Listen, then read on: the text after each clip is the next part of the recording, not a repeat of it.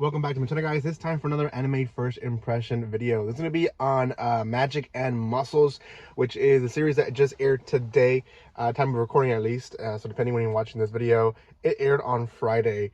It is one that I was considering to react. It's still up in the air.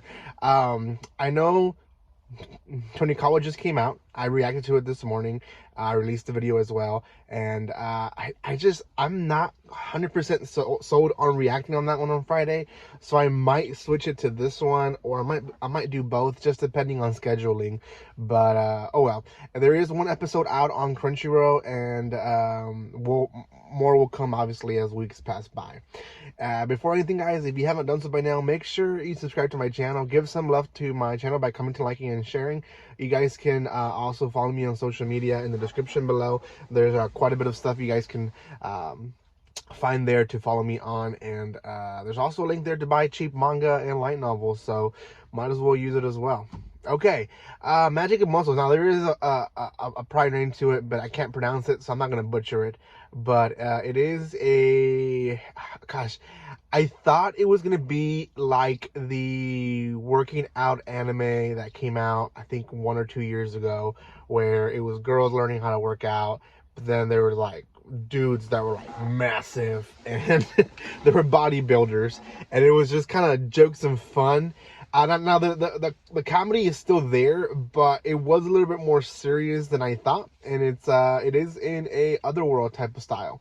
So the episode starts with a young dude working out, and essentially we're introduced to this world where magic exists, there's dragons, and so on and so forth.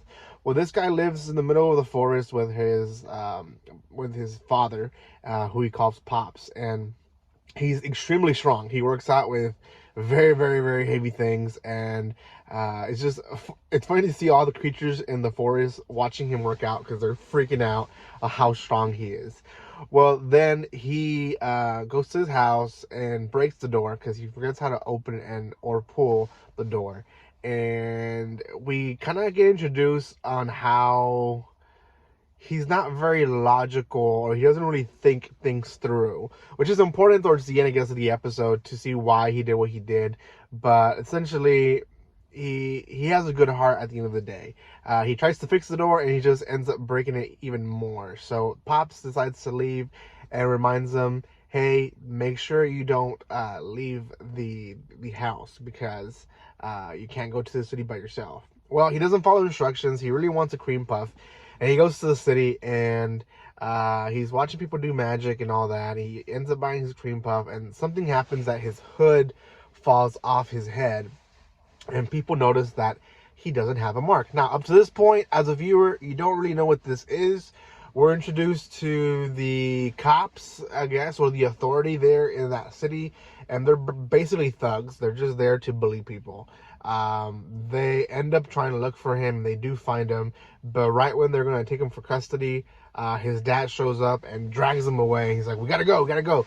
So they obviously get tailed and eventually get to them, but what ends up happening is they arrive when the dad is by himself, and we get kind of a back story of him. And essentially, the dad was born with very little magic, not enough to do regular manual things that you should be able to be done, and because of it, he was ridiculed by his family, ridiculed by his work, ridiculed by his friends, by the whole city. I mean, people just thought he was useless.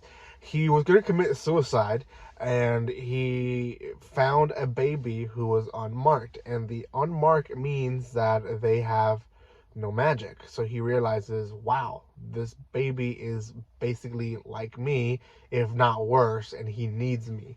So he decides to live in the forest and raise him as his own. That's his backstory. He starts yelling, like, you have to run, and his son does not run.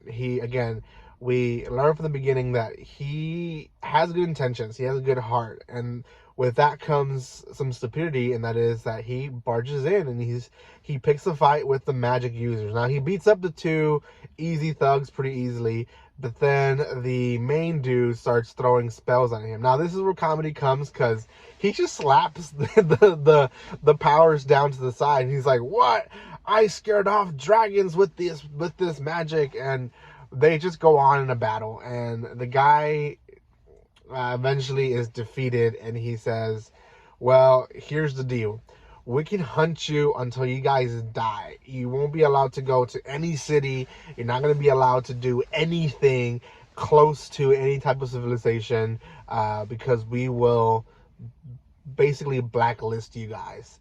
And we will hunt you until you are dead. Or you can take my deal and be recognized by the city and go into the magic school, and there then you can graduate." And the pop is like, "Don't do it, like you have no magic, like you're gonna be eaten up." And he's like, "I have confidence," or is that the word? I think he uses a different word, but he basically says he has confidence, and says, "Deal, I'll go and go to this school." And that's the end of the first episode. It was funny. It was serious in the points of how the city works, how people treat these, I guess, non-magic users, and the real purpose behind it is a little dark. I mean, they kill off people or get rid of them because they don't have magic, and they don't want them to reproduce and essentially, give the weaker genes a chance to live on. And that's actually very cruel, because you think World War II, that was the whole genocide mindset when it came to disabled people. Now, obviously, that they were against Jewish people mainly, but there was a threat against people who had disabilities, and that was that whole mentality, was they're just going to reproduce more people that have disabilities, and it's going to make the world a worse place than it is. And that just doesn't seem to be true for a lot of disabilities. There's a lot of disabilities that are not inherited from your parents. So I mean, that's basically the mentality that they're going with when it comes to non-magic users. So I feel like he does have magic, he just is not marked, and he will eventually show his true potential in this school. I don't know. I'm just guessing how it's going to end up. For now, guys, that is it. Thank you guys so much for watching this. If you haven't done so by now, subscribe to my channel, especially if you're watching up to this point, might as well. And thank you guys for all the love and support that you show this channel. Go watch more first impression videos, and like always, don't be strangers. See you guys.